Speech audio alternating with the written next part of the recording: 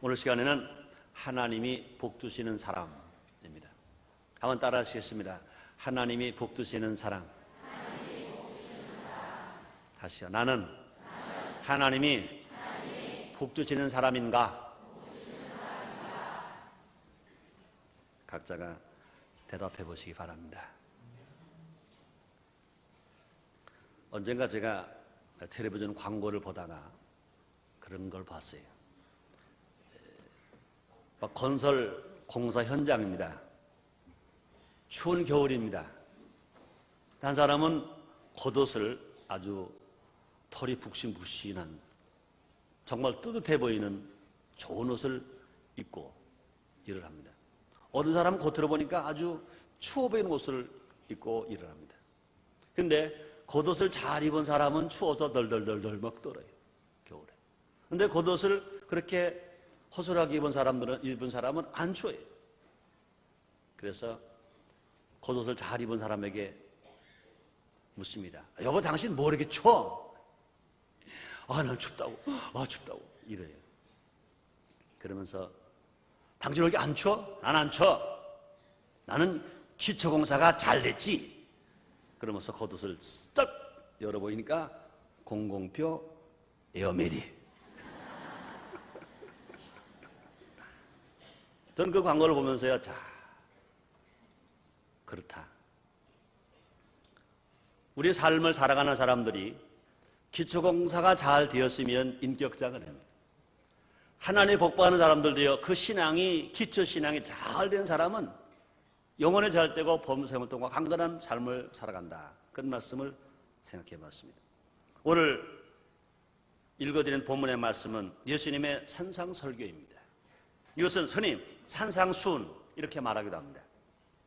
이 산상수훈은 예수님의 가르침을 잘 요약해 주고 있습니다.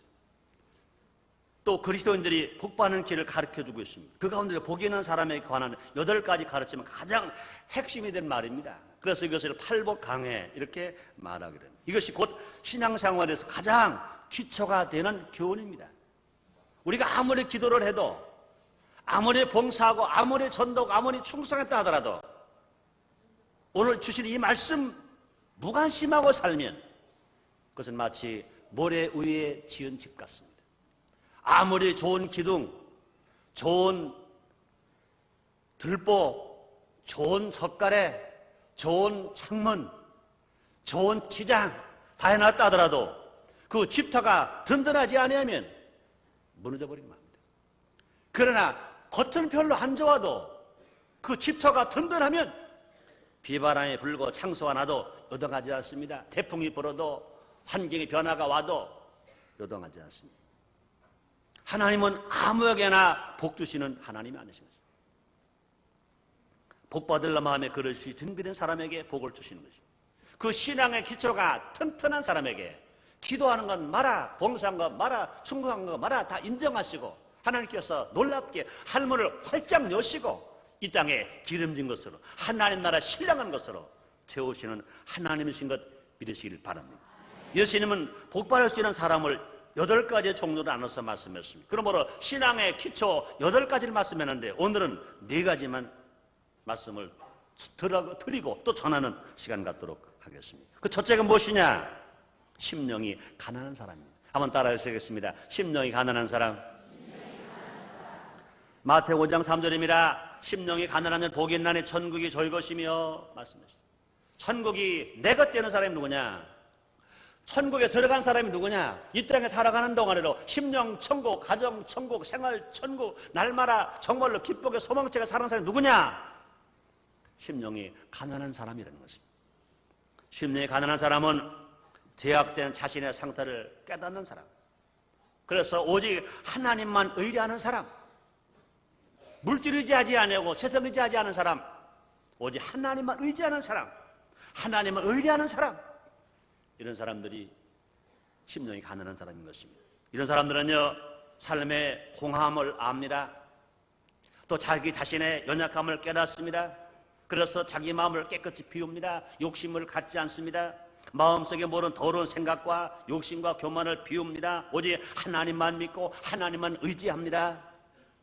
하나님 앞에서 자신이 죄를 짓고 불의하고 추악하여 죽을 수밖에 없다는 걸 알고 정말로 지옥에 갈 수밖에 없는 사람인 걸 알고 이런 것을 시인하고 우리 주님께 용서와 구원을 얻기를 바라는 사람. 내 힘으로 안 됩니다. 내 깨로도 안 됩니다. 내 방법대로 안 됩니다. 모든 걸 주께 맡깁니다. 주님만 의뢰합니다. 살아가는 사람, 이런 사람들은 심령이 가난한 사람인 것입니다. 또 심령이 가난한 사람은 진실로 하나님 앞에서 겸손한 사람입니다. 마치 돌아온 탕자와 같이 천부여 의지 없어서 손들고 옵니다.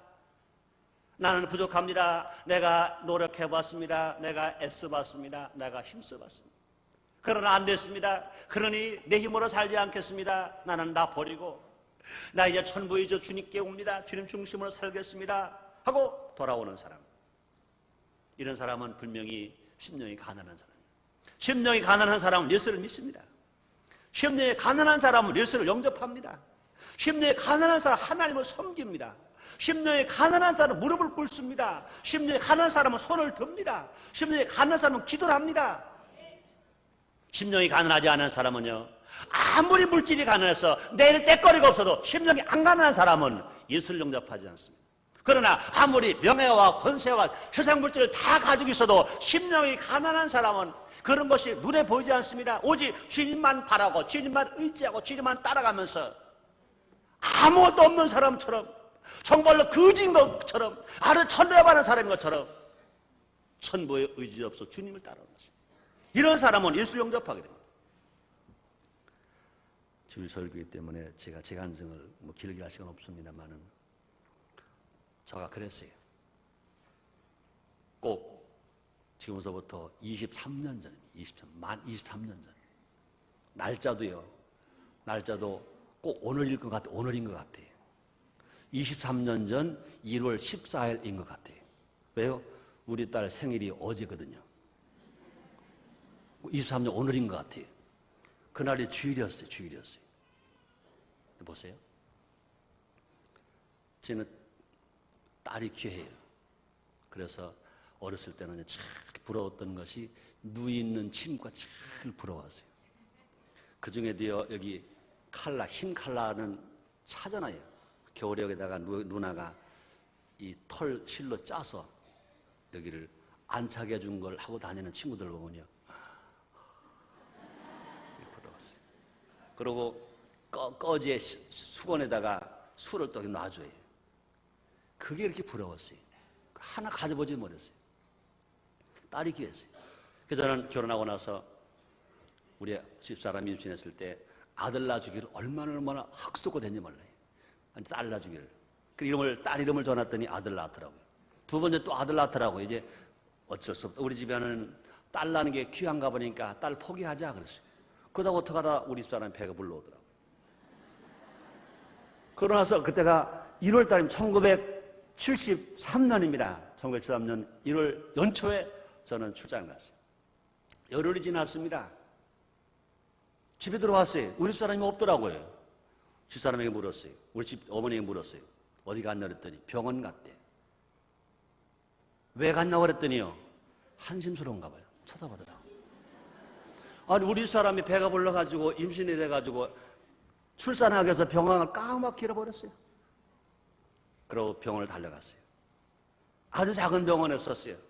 큰아이 난 병원과 작은아이 난 병원, 서울서 다 이름 있는 병원이 있는데 딸을 낳은 병원, 아주 이름 없는 조산원 같은 작은 병원에 썼어요. 가서 보니까 딸을 낳았어요. 그 앞에 저는요, 심령이 가난해졌어요. 거기서 심령이 가난했어요. 내가 6.25 사변 전쟁을 치러서도, 우리 아버지가 돌아갔었어도, 내가 그렇게 보리죽 먹고 개떡 먹고 살았어도 내 심령은 안 가난했어요. 안 가난했어요. 거지같이 살면서도 내 심령이 안 가난했다고요. 그때 그 자리에 심령이 가난했습니다. 그렇군요. 나 혼자 안 되는 거군요. 나를 포기해버렸습니다. 그동안 내가 노력만 하면, 애쓰기만 하면, 수고만 하면 난 될 줄 알았어요. 그게 안 됐었어요. 심령이 가난해졌습니다. 좋다. 그럼 나도 내 힘으로 안 되니까 어떤 신을 가지는, 어떤 신 가질까? 예수 신 가질까? 천주교 신 가질까? 난 그렇게 알았어요. 예수 신하고요, 천주교 신하고 다른 줄 알았어요. 불교 신을 가질까? 유교 신을 가질까? 원불교 신을 가질까? 그러다가 그날 저녁에 퇴원했어요. 그 다음 날이 아침이었습니다. 주일날 아침 새벽입니다. 아침 새벽 일찍 눈을 떴습니다. 생각이 났어요. 언젠가 한번 서대문에 있는 순복음 중앙교를 지나가다가 거기 사람이 많이 모였던 것을 본 기억이 나요. 거기 왜 사람 많이 모였을까? 거기 한번 가보자. 그러고 주일날 새벽에 일찍 일어나서 누가 가잔 말도 안 하는데 나는 그때 당시에 분명하게 나는 아는 것은 사람이 나를 인도한 것이 아니라 성령이 나를 인도하셨어요. 내가 심령이 깨어지고 심령이 가난하니까 성령이 내 안에 오셔서 나를 인도하셨습니다. 가서 9시 예배를 드립니다. 그 조용기 목사님 설교를 처음 듣습니다. 그 경상도 사투리의 설교, 얼마나 그렇게 말이 빠른 설교, 그런 다른 사람들은 잘 못 듣는다고 하는데 저는 저 잘 들리더라고요. 빠르니까 저 잘 들리더라고요. 어제 설교는요, 느릿느릿하면요, 생각하다가 잃어버리고, 졸려서 잃어버리고 다 잃어버리는데, 그분은요, 총을 쏘는 것처럼 막 쏘아대니까, 딱 생각할 시간이 없어요. 좋을 시간 생각할 수 없고요. 고민할 생각이 없어요. 그냥 다 먹어버렸어요. 그 자리에 회개했어요. 자복했습니다. 그렇다. 정말 저 좋은 예수를 내가 왜 몰랐는가? 내가 예수 믿어야지. 그 자리에서 신앙을 고백했어요. 얼마나 회개한지 몰라요? 그 다음 예배가 끝났습니다. 더 보고 하고 싶어요. 11시 예배 또 드렸지요. 더 좋아요. 또 1시 예배 또 드리려고 그랬더니 사람이 막 밀려와요. 쪽제비도 낯짝이지. 사람 많이 들어오는데 3번 보기 미안하더라고요. 그래 갔어요. 저는 그때 그런 상황 속에서 제가 심령이 가난하니까 주님께 천부의 의지 없어서 남았습니다. 그렇습니다. 교만한 사람은요, 자신을 믿고 돈을 믿고 명예를 믿고 권력을 믿지만 겸손한 사람은 이 모든 것이 뜬구름과 같이 지나간다는 사실을 압니다. 그래서 영원히 편찮은 믿음을 가지고 주님만을 바라보는 사람, 이래서 어떤 사람이냐? 심령이 가난한 사람인 것입니다. 또 심령이 가난한 사람은요, 천국을 얻을 수 있습니다. 하나님 앞에서 깨어진 심령이 되어서 거듭난 사람은 장차 하나님 나라에 들어갈 수 있을 뿐만 아니라 이 땅에서 천국을 맛보고 살아갈 수 있습니다. 천국이 뭡니까? 하나님 나라는요, 평화와 기쁨을 의미하는 것입니다. 우리 영혼은요, 하나님 품에 안길 때 비로소 평화를 누릴 수 있습니다. 기쁨을 누릴 수 있습니다. 영원한 소망을 가지고 살아갈 수 있습니다. 심령이 가난한 사람은 성령이 내주하심으로 말미암아 심령 천국을 만들 수 있습니다. 내 마음의 천국이면요, 가정도 천국 되는 거예요. 내 마음의 천국이면요, 직장도 천국이 되는 거예요. 내 마음의 천국이면요, 이 사회도 천국이 되는 거예요. 내 마음의 천국은 이 나라도 천국이 되는 겁니다. 그러면 천국 여기 있다 저기 있다 내 마음에 있다고 말씀했습니다. 심령이 가난한 사람이 예수를 믿고 성령 충만함 바르면 진실로 우리 마음 심령 천국을 가지고 복되게 살아갈 수 있습니다. 그렇습니다. 교회 안에서 하나님의 거룩한 질서를 세워나갈 수 있습니다. 그리고 성령 안에서 의와 평강과 희락으로 살아갈 수 있습니다. 로마서 14장 7절에서 바울이 말합니다. 하나님 나라는 먹는 것과 마시는 것이 아니라 오직 성령 안에서 의와 평강과 희락이라 주님 말씀. 그러므로 하나님 복 주신 자는 누구냐? 심령이 가난한 사람 복이 있나니 천국이 저희 것입니다 말씀하십니다. 그다음에 두 번째로 하나님 복 주는 어떤 사람이냐? 애통하는 사람입니다. 한번 따라 하시겠습니다. 애통하는 사람. 마태복음 5장 4절입니다. 애통하는 자는 복이 있나니 저희가 위로를 받을 것이며 사랑하는 성도님들이여 하나님의 위로가 여러분에게 있게 되시기를 바랍니다. 위로만큼 힘이 되는 게 없어요. 우리가요, 부모에게 위로받는 자식은 힘있게 살아갑니다. 상사에게 위로받는 그 직원들은요, 정말로 죽을지 살지 모르고 일하는 것입니다. 남편에게 위로받는 아내 행복합니다. 아내에게 위로받는 남편 힘이 있습니다. 더더군다나 만왕의 왕이시오 만주의 주가신 하나님으로부터 위로를 받는 사람, 일상을요 힘있게 살아갈 수 있습니다. 주님 말씀하십니다. 애통하는 자는 복이 있나니 저희가 위로를 받을 것이며. 그렇습니다. 애통하는 사람은 죄악된 세상의 실상에 대해 탄식합니다. 슬퍼하는 사람인 것입니다. 애통하는 것은 슬퍼하는 것인데요, 특히 죄가 얼마나 무섭고 심각한 결과를 가져오는가를 깨닫고 진실로 회개하면서 비통하는, 이것이 애통하는 것입니다. 또 문제 해결은요, 하나님께 있다는 것을 믿는 사람, 이것은 분명히 애통하는 사람인 것입니다. 살다 보면 도저히 인간의 능력으로 되지 않은 일들이 많이 일어납니다. 우리는 당장 내일을 알지 못합니다. 그러므로 어려운 문제가 있을 때마다 하나님께 매어 달리고 의뢰하는 사람은 위로를 받을 수 있습니다. 시편 121편 1절로가 2절의 말씀하십니다. 내가 산을 향하여 눈을 들리라.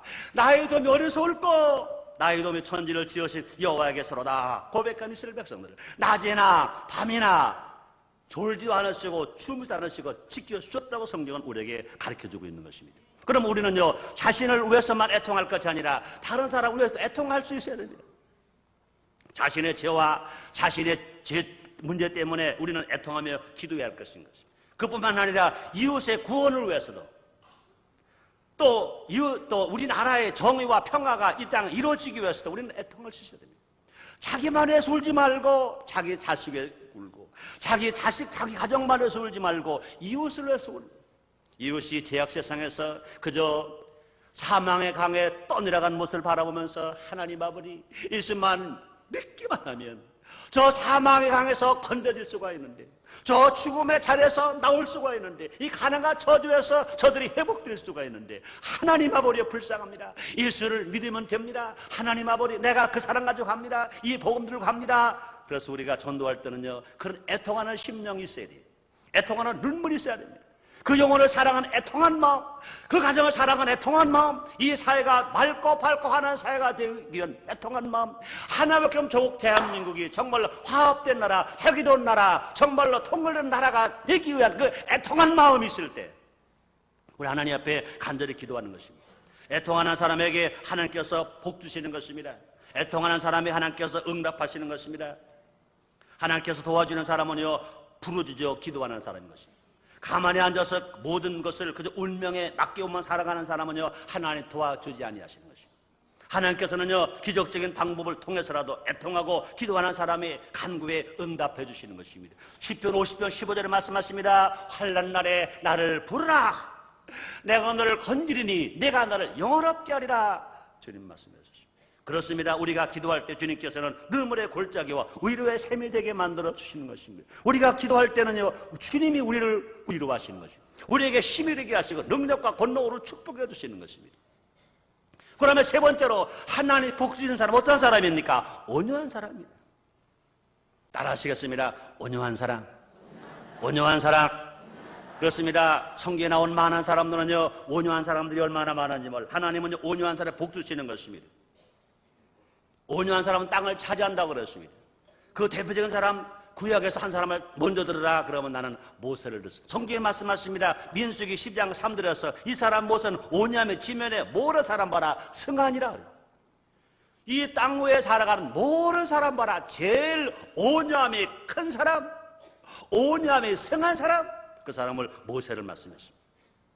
신약에서는요 예수님이십니다. 마태복음 11장 28절 29절에 말씀하십니다. 수고하고 무거운 짐진 자들아 다 내게로 오라. 내가 너를 쉬게 하리니 난 마음이 온유하고 겸손하니 나의 멍에를 메고 내가 배우라 말씀했습니다. 그러므로 신약에서 제일 온유함이 대표적인 분이 누구시냐? 하나님 아들이 땅에 오셔서 나의 죄 너의 죄 우리의 죄를 단번에 지시고 십자가 필려 죽으신 예수님, 십자가에서 내가 다 이뤘다고 하신 예수님, 하나님의 일도 다 이루시고 인간의 구원도 다 이루시고 인간의 필요로 다 이루어주신 그 예수님은 온유하신 분인 것을 말씀하십니다. 또 성령의 9가지 열매 중에 8번째 열매가 온유인 것입니다. 마태복음 5장 5절에 말씀하십니다. 온유한 자는 복이 있나니 저희가 땅을 기업으로 받을 것이며 말씀하셨습니다. 그렇습니다. 온유한 사람은 타인에 대하여 관대합니다. 또 주님 마음을 본받은 사람이 온유한 사람인 것입니다. 온유하다는 것은 결코 나약한 것 아닙니다. 또 절대로 비굴한 것 아닙니다. 자기 아닌 타인에 대해서는 겸손하고 너그러운 태도를 취할 수 있지만 또 자기 자신에게는요 헛되게 책망할 수 있는 사람, 자기가 자기를 헛되게 비판할 수 있는 사람, 그런 사람이 온유한 사람인 것이고, 온유한 사람은요 자기의 유익에 앞서서 남의 유익을 생각할 줄 아는 사람입니다. 또 온유한 마음은 극기나 훈련을 통해서 얻을 수 있는 자제력이 아닌 것입니다. 이것은 오직 겸손과 온유의 실체이신 예수 그리스도와의 만남을 통해서, 예수를 믿음으로 통해서, 하나님 말씀을 믿음으로 통해서 성령을 체험함으로 말미암아 우리가 갖게 되는 것입니다. 예수님께서 이렇게 말씀하십니다. 마태복음 11장 25절입니다. 난 마음이 온유하고 겸손하니 나의 명을 메고 내게 배우라 말씀하십니다. 그렇습니다. 예수님을 믿는 사람, 예수님께 나오는 사람, 예수님과 교제하는 사람, 예수님을 사랑하는 사람은 모두가 다 온유한 사람 될 수 있습니다. 하나님 말씀을 청정하고 성령의 충만을 하려면 온유한 사람이 될 수가 있는 것입니다. 온유한 사람이 되기 위해서는 겸손히 하나님 말씀을 참가 들어야 합니다. 하나님 말씀을 묵상해야 합니다. 하나님 말씀을 깨달아야 합니다. 하나님을 깨달을 때 이제 실천해야 할 것인 것입니다. 그리고 성령 충만을 받으면 성령 열매가 나타납니다. 그 가운데 온유의 열매를 거둘 수 있는 것입니다. 온유한 자는 성내는 것과 변덕스러움과 고집을 버립니다. 하나님의 뜻을 실천합니다. 야고보 1장 21절에 말씀 맞습니다. 그러므로 모두 더러운 것과 넘친 악을 내어버리고 능히 너 영혼을 구원할 바 마음에 삼긴 돌을 오냠으로 받으라. 마음에 심긴 돌을 오냠으로 받으라 말씀했습니다. 또 온유한 사람은 공동체를 화합으로 이끌어갈 수 있습니다. 가정에 온유한 사람이 있을 때 가정은 화합되고 행복할 수 있습니다. 교회가 온유한 사람이 많아질 때 교회는 즐거운 교회가 될 수 있습니다. 이러한 직장과 일터가 온유한 사람이 많아질 때 화목할 수 있습니다. 이 나라도 마찬가지입니다. 온유한 사람이 많아질 때 이 나라가 정말로 화합된 나라가 될 수 있고 통일된 나라로 가게 될 것입니다. 온유한 자는 한편으로 치우치지 않습니다. 그럴 땐 길로 가는 사람을 바로잡아줍니다.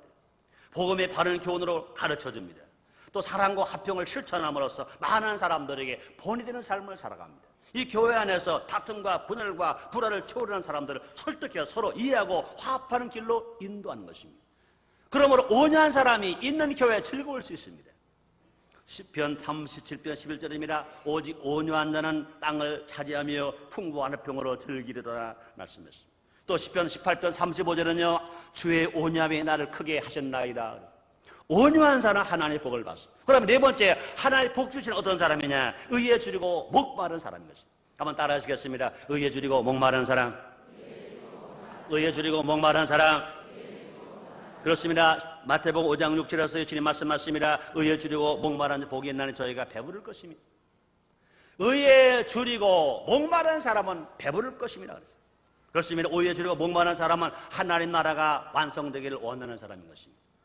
의에 줄이고 목마른 것, 육적인 기가를 의미하는 것이 아닙니다. 영적인 기가를 가리키는 것입니다. 하나님 말씀을 듣지 못하고 사랑이 없으며 구원을 찾지 못해서 방하는 세상의 모습을 보고 탄식한 마음. 우리의 주님께서는 예루살렘 입장하실 때 에루살렘아 에루살렘아 하고 우셨습니다. 우리의 주님은요 마리아와 마르다를 보시고 통분히 여기시고 우셨습니다.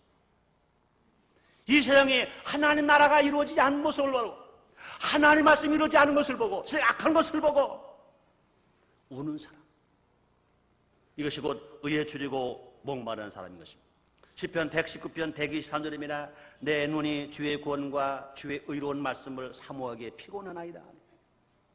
이러한 사람은 타락한 세상이 종결되고 하나님 나라가 완성되기를 갈망하고 힘써 일하는 사람인 것입니다. 우리는 그도인으로서 자신의 소명에 충실하게 살아갈 것입니다. 비록 환경이 답답할지라도 어려울지라도 의의 표준을 바로 잡고 바로 보고 하나님 기뻐하시는 삶을 살아가야 할 것입니다. 성도의 삶이 무엇입니까? 날마다 하나님 앞에 영광을 돌리는 삶, 날마다 하나님을 기쁘시게 하는 삶.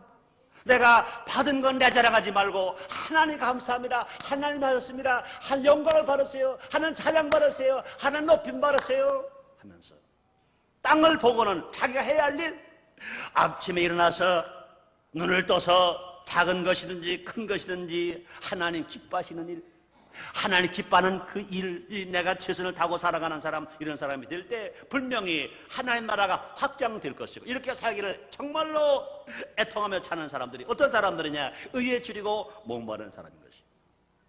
또 이렇게 살아가는 사람은 하나님 앞에서 부끄러움이 없이 살아가는 것입니다. 의에 줄이고 목마른 사람, 어떻게든지 바르게 살려고 노력합니다. 마치 목마른 사슴이 시냇물을 찾아 갈급하는 것처럼, 또 배고픈 사람이 밥을 먹게 갈급하는 것처럼 하나님 말씀에 갈급해하면서 그 말씀을 살려고 부단히 노력합니다. 내가 살아온 것은 주님 중심으로 살지 못했습니다. 내가 마음이 약했습니다. 내가 의지가 약했습니다. 그러나 내 마음은 이게 아니었는데요, 이렇게 살 게 아니었는데요, 하나님 아버지 내가 잘못 살았어요. 내가 잘못 살았지. 그러나 내가 오늘은 이게 아니었었습니다. 하나님 나를 불쌍히 보세요. 나를 도와주세요. 내가 바르게 살겠습니다. 내가 말씀을 읽고 살겠습니다. 묵상하고 살겠습니다. 깨닫고 살겠습니다. 지키고 살겠습니다. 하나님 나를 불쌍히 보세요. 난 연약합니다. 나를 도와주세요. 도와주세요. 이것이 의에 줄이고 목마른 자의 삶인 것입니다. 하나님은요 이 땅에 의인을 찾으러 오지 않았습니다. 죄인이 회개하고 의인되고 의인의 삶을 살도록 만들어주시기에 이 땅에 예수님 오시고 성령을 보내주시고 말씀을 주셨습니다. 시편 42편 1절입니다. 하나님이여 사슴의 시냇물을 찾기에 갈급한 같이 내 영혼의 주를 찾기에 갈급하나이다 말씀한 것입니다. 또 우리는 인간의 노력에서가 아니라 하나님 의로, 하나님의 은혜로 우리는 의롭게 될 수 있습니다. 우리 인간은 누구도요 자기 노력이나 자기 수고로 자기의 삶의 방법으로는 의롭게 될 수 없어요. 모두가 하나님의 은혜인 것입니다. 우리가 하나님 아들 된 것도 하나님의 은혜인 것입니다. 우리가 의롭게 살아가는 것도 하나님의 은혜인 것입니다. 사람들은 자신의 잣대를 가지고 남을 판단하기가 쉽습니다. 그래서 스스로 의롭다고 생각하는 사람들이 있습니다. 자기가 의롭다고 생각하고 남의 조금만 잘못 실수도 그저 정죄하면서 죄인 취급합니다. 이건 잘못된 것입니다. 그러나 하나님께서 돌보실 때는 모르는 사람이 하나님 보실 때는 모두가 죄인인 것입니다. 큰 죄를 지은 사람도 죄인, 작은 죄를 지은 사람도 죄인. 의인은 없나니 하나도 없다고 주님 말씀. 우리가 거듭나서 내일에 대한 희망을 가지고 새로운 삶을 살 수 있는 것은 하나님께서 우리에게 자신의 의로운 옷을 입혀주기 때문에, 예수님의 세마포옷을 입혀주기 때문에, 예수님의 보혈로를 씻어주셨기 때문에, 그것을 용서해 주셨기 때문에 흰눈처럼 양털처럼 흰 옷을 입고 우리가 의롭게 우리가 살아가는 것입니다. 우리는 나의 의가 아니라 하나님의 의로서 새로워지는 것입니다. 그러므로 의에 줄이고 목마른 사람은 풍족한 만족을 누리게 됩니다. 바르게 살고 하나님 뜻대로 살려고 애쓰는 사람에게 하나님께 좋은 것으로 채워주시는 것입니다. 지금까지 잘못 살아왔다 하더라도 내가 하나님 잘못했습니다, 내 죄를 졌습니다, 내가 바르게 살겠습니다, 이 각오한 마음이 있어야 될 것입니다. 그러므로 우리가 한 번 죄를 졌다고 해서 포기하면 안 됩니다. 또 죄를 졌다고 해서 이제 이왕 지은 죄 그냥 막 짓고 막 살자 그래도 안 됩니다. 이왕 죄를 진 죄 이제 내가 도저히 내가 살 소망이 없다, 죽어버리자, 자살하자, 그것도 절대로 안 되는 것입니다. 내가 의롭게 된 사람도 내가 된 건 아니고 하나님의 은혜인 것입니다. 그런 모든 것 주님께 맡깁니다. 하나님 아버지, 내 힘으로 안 됩니다. 그러나 하나님, 나는 의에 줄이고 목마릅니다. 난 정말로 바르게 살기 원합니다. 성령이여 나를 도와주시옵소서. 하나님은 오늘 예수를 믿게 하신 주님, 하나님 아들 되게 하신 주님, 의로운 의인 되게 만들어주신 주님, 내가 또 죄를 졌습니다, 실수했습니다, 나를 불쌍히 보시고 하나님 아버지여 주님 도와주시옵소서. 주님이 용서하시고 신눈처럼 양털을 쉬게 해주시고 의롭게 살게 만들어주심으로 말미암아 하나님 아버지를 부르게 해주시고 더 올라온 은혜 안에서 기도하는 것마다 응답받도록 만들어주실 줄 믿습니다. 이사야서 55장 2절입니다. 나를 청정하라. 그럼 너희가 좋은 것을 먹을 것이며 너희의 마음에 기름진 것으로 즐거움을 얻으리라. 그렇습니다. 바른 것을 구하면 모든 것은 좋은 일들이 뒤따라오게 되는 것입니다. 우리가 정말로 올바로 살겠다고 마음을 먹어 주님이 도우시고 인도하시는 것입니다. 우리가 정말로 먼저 구할 것이 주님이 기뻐하는 것을 구하면 그 다음 나에게 필요한 뭘 하나 채워주시는 것입니다. 마태복음 6장 3절입니다. 너희는 먼저 그의 나라와 그를 구하라. 그러면 이 모든 것을 너에게 도와주리라 말씀하셨습니다. 그렇습니다. 세상의 만족보다 하나님의 의로 채워지는 만족은 영원토록 오래가는 것입니다. 세상에 주는 것은 마치 바닷물을 마시는 것 같이 마실 때는 갈증이 해소되는 것 같으나 곧 나중에 가서 더 오히려 큰 갈증을 갖게 되고 심하면 죽게 되는 것입니다. 그러나 예수님께서 주시는 구원의 생수로 체험을 받는 사람은 영원히 목마르지 않습니다. 말씀의 샘물은 영원히 목마르지 않습니다. 성령의 샘물은 영원히 목마르지 않습니다. 진실로 축복의 하나님의 은혜는 영원히 목마르지 않습니다. 이 영원히 목마른 이 샘물을 누가 마실 수 있습니까? 의에 줄이고 목마른 사람이 살 수 있습니다. 정말 의롭게 살겠다고 다짐하는 사람, 주님 중심으로 살겠다고 다짐하는 사람에게 주시는 것이. 그러므로 신앙은 결단이요, 신앙은 결심인 것이. 우리가 잘못 살았다 하더라도 우리 포기하면 안 됩니다. 우리가 잘 살았다고 해도 교만하고 자랑하면 안 됩니다. 모든 것이 다 하나님의 은혜이기 때문에. 중요한 건 뭐냐? 내 마음의 결단입니다. 하나님 아버지, 내가 정말로 의롭게 살겠습니다. 하나님 아버지, 바르게 살겠습니다. 내 힘으로 부족합니다. 나를 도와주세요. 주님이 성령으로 오셔서 도와주심으로 말미암아 울어도 안 되고 애써도 안 되는 일들이 믿음으로 말미암아 이룰 수 있으며, 힘으로 안 되고 능으로 안 되는 일들이 성령의 도우심으로 성령의 놀라운 능력 안에서 이루어질 거 믿으시면 아멘 되겠습니다. 그렇습니다. 하나님 복 주신 사람 누구입니까? 심령이 가난한 사람입니다. 애통하는 사람입니다. 온유한 사람이라 의에 줄이고 목마른 사람입니다. 1996년이 시작되었습니다. 오늘 두 번째 주일을 맞이했습니다. 우리는 큰 꿈을 가지고 있습니다. 큰 소망을 가지고 있습니다. 그 소망과 꿈이 어떻게 이루어지느냐? 우리의 심령, 우리의 신앙의 기초가 튼튼해야 합니다. 집토가 튼튼해야 됩니다. 그럴 때 하나님께서 우리가 기도하는 것마다 채우시고 우리가 원하는 것마다 채우십니다. 그렇게 살아가는 사람에게 오늘도 주님 말씀하십니다. 네 입을 넓게 열라, 내가 채우리라. 기도하겠습니다. 하나님 아버지 감사합니다. 어제나 오늘의 영원토록 동일하신 주님, 진실로 하나님 복 주시는 사람이 어떤 것인가? 하나님이여 산상수훈을 통해서 특별히 팔복강을 통하여 깨닫게 해주시니 감사합니다. 나의 하나님이여 우리 하나님의 고백합니다. 심령이 가난한 자 되기를 원합니다. 애통하는 자 되기를 원합니다. 온유한 자 되기를 원합니다. 의에 주려고 목마른 자 되기를 원합니다. 성령이여 도와주시옵소서. 예수님의 이름으로 기도드렸나이다. 아멘.